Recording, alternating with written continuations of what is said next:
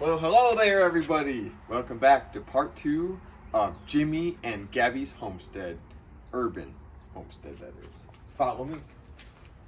So remember when we had a big glass door just leaning up on the rabbit house? No longer is that the case. We got a door. Now, the beautiful thing is, I bought wood, like I said, for $35 from a neighbor. Built the shop table with that, built other miscellaneous stuff, that other planter box that I showed you. And I had some extra wood. I still have more. And this is all just from cheap, recycled wood.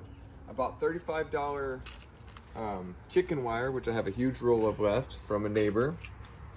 And so here we have our door. There was a little sliding rails on the inside of this, so we just attached it right to it with some simple bolts. Now, as you can see, the rabbits are no longer afraid of us, okay? So I'll even show you. Hi! I guess it's a little bit afraid.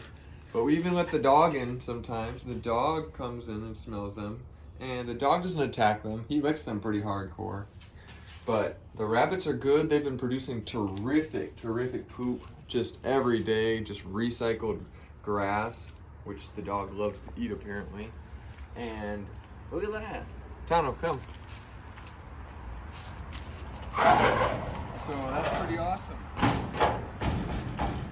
Got a nice little door, increasing the value of the property. What did I do with that door, you might ask? Glad you asked. Let's find out. This is what I have created with the door. This is a greenhouse. Check it out. Knock, knock. Who's there? Lettuce. Lettuce who? Let us in.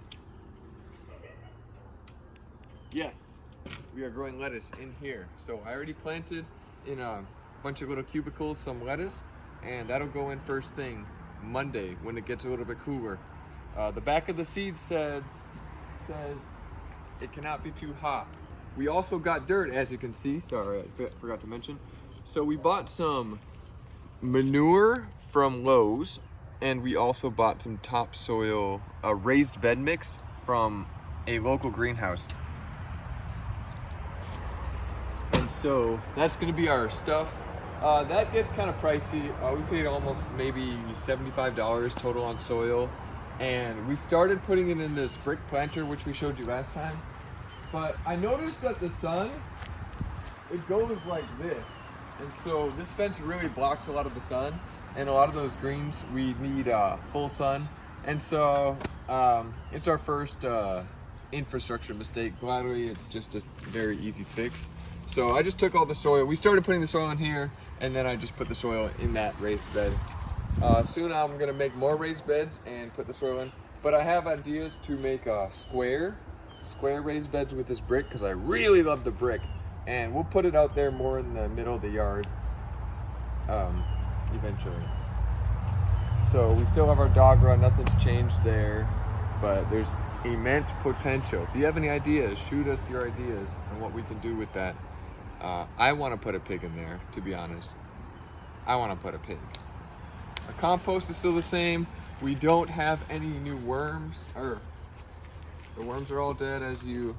We found out basically that we're supposed to just throw the food scraps on the top, and the worms will come up and get it, and you're not supposed to turn it over and mix it with those particular worms.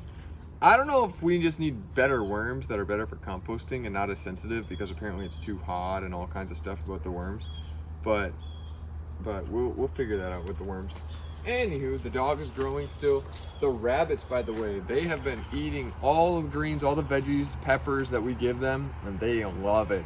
And they've just been pooping good. What I was told was you cannot change them from a pellet diet to grass or hay or whatever, and I just went ahead and did it because, well, it's their natural diet, and no problems, no health problems. So far, so good. Those are young rabbits, so they're apparently going to be ready to breed in 4 months. And so we'll see how that goes. But we're just fattening them up every single day. They're loving life, and it's pretty awesome. We also got a swing from the neighbor. neighbor had this right outside there, in between our houses.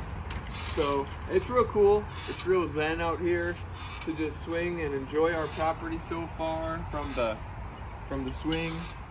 Check out the rabbit cage, the new greenhouse. I do want to build another greenhouse with lumber, a big one that we can walk in. That's another idea I have to get some plants going. Because winter is coming, guys. It is September 10th. We haven't planted anything yet. And so winter is coming. We obviously want to plant our winter crops. So that's very important to us. But honestly, when I'm home, I want to be outside in the backyard because this backyard is awesome. There's just space. It's not huge, but there's just so much we can do back here. We still want chickens and pigs. That's the next animals we want to get.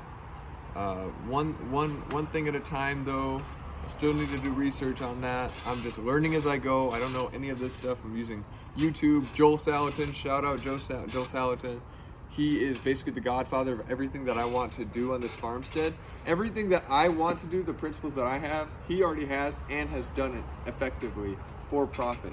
So that's just pretty awesome. He's my role model in all of this.